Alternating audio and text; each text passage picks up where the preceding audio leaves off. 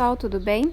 Segundo segmento do segundo ano, que é a professora Vanessa de Ciências, a gente vai para mais uma aula. Hoje a gente vai começar com um novo conteúdo, que a gente vai começar a introduzir a química e a física agora na disciplina de ciências, ok? Nossa primeira matéria é estrutura e composição da matéria, beleza?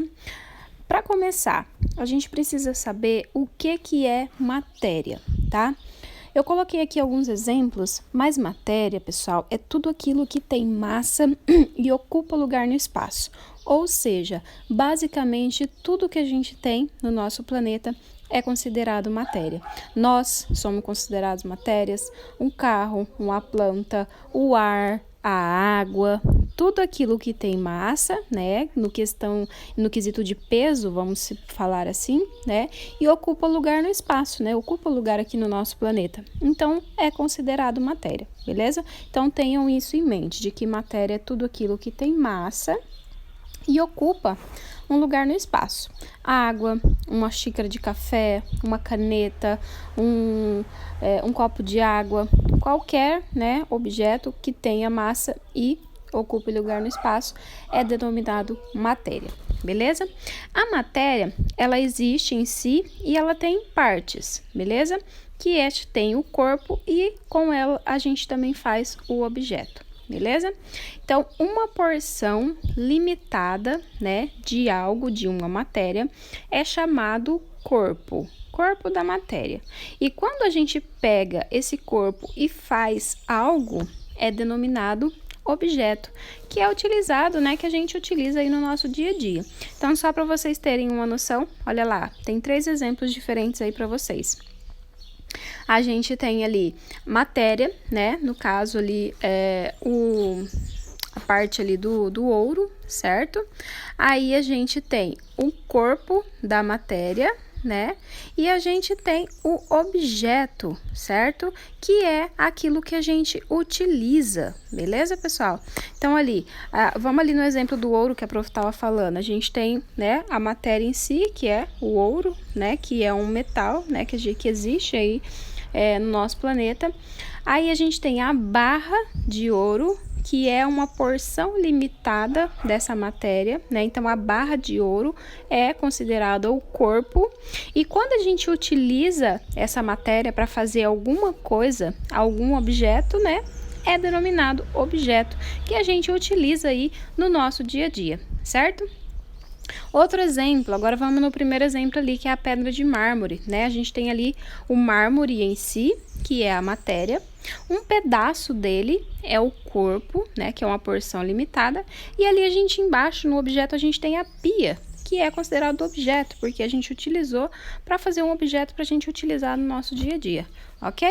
E ali no outro caso, também no terceiro caso, a gente tem a árvore, da seringueira que produz a borracha, certo? Ela é a matéria, a gente tem a borracha em si, e depois a gente tem o pneu, que é aí um objeto que a gente utiliza, ok?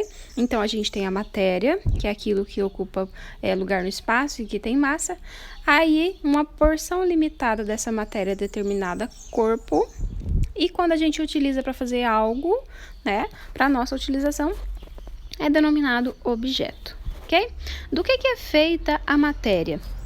A gente já sabe que matéria é tudo aquilo que tem massa e ocupa lugar no espaço. Tudo que é matéria é constituído por átomos, que são as menores partículas que existem, certo?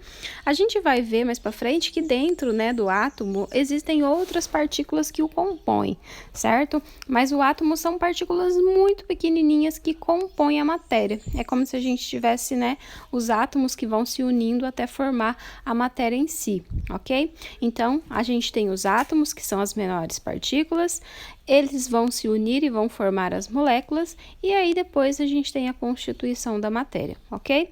Então, tudo que é matéria é constituído por partículas pequenas, que são denominadas de átomos, ok? A matéria, ela tem estados físicos diferentes. Na nossa aula, a gente vai ver os 3 mais conhecidos, que são os mais característicos aí que a gente conhece, ok? E a gente vai ver um tipo de matéria específico, que é a água. Lembra que eu falei que a água também é considerada matéria? Então, a gente vai falar basicamente dessa matéria, ok? Que no caso é a água. O que é estado físico, né? São fases diferentes, né? Formas como substâncias se apresentam aí no espaço, beleza? Então, vamos lá, pegando de exemplo a matéria como a água. Ela pode estar no seu estado sólido, que é quando tá durinho, certo?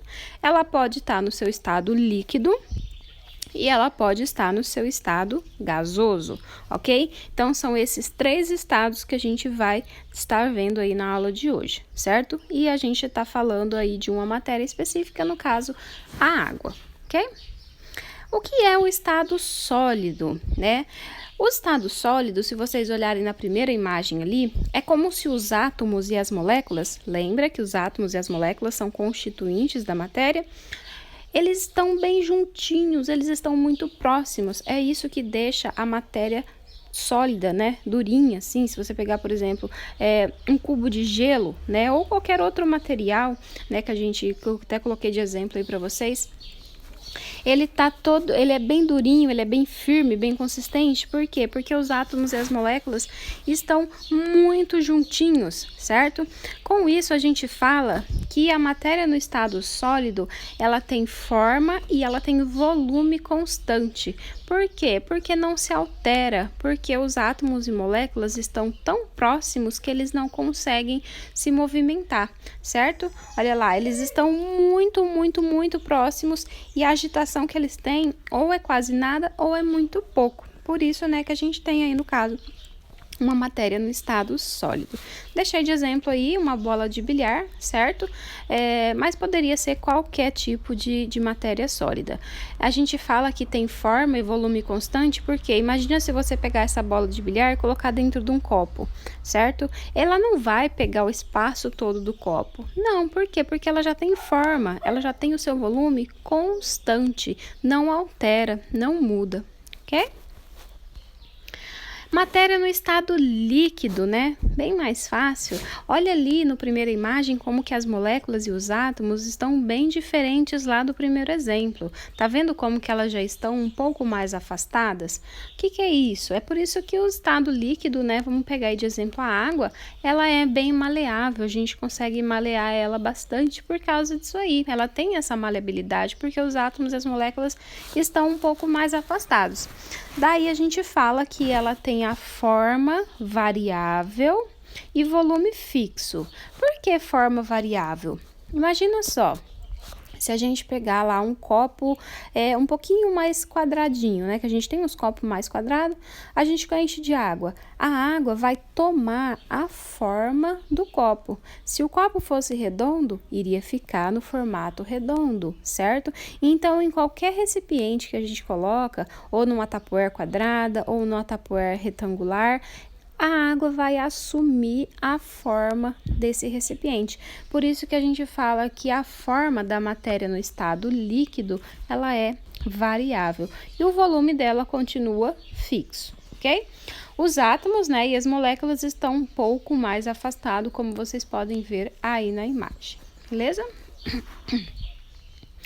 E a matéria no estado gasoso, observem aí na primeira imagem, tá? As moléculas e os átomos já estão muito afastados. E a gente fala que a forma e o volume são variáveis, porque é como se fosse um gás, né? O gás, ele consegue se adentrar a espaços muito pequenos, a lugares muito apertados, mais ainda do que a água, beleza? Por isso que ele pode tomar a forma de qualquer lugar, né? Pode ir para qualquer forma, né? Para qualquer lugar, para qualquer recipiente, e também o seu volume vai variar também. Por isso que a gente fala que a matéria no estado gasoso, ela tem forma e ela tem volume variável. Ok, pessoal? Então, aqui eu coloquei os 3 juntinhos, né, para vocês terem ideia. O sólido, né, as moléculas e os átomos estão muito próximos. Pouca agitação, no caso, né, e a forma e o volume são constantes, não muda, né. O líquido, as moléculas e os átomos já estão um pouco mais afastados, né? A forma é variável, porém o volume ainda é constante. E no gasoso, que os átomos e as moléculas estão bem mais afastados e por isso tem forma e volume variável. Ok, pessoal? Bom, essa é a aula de hoje.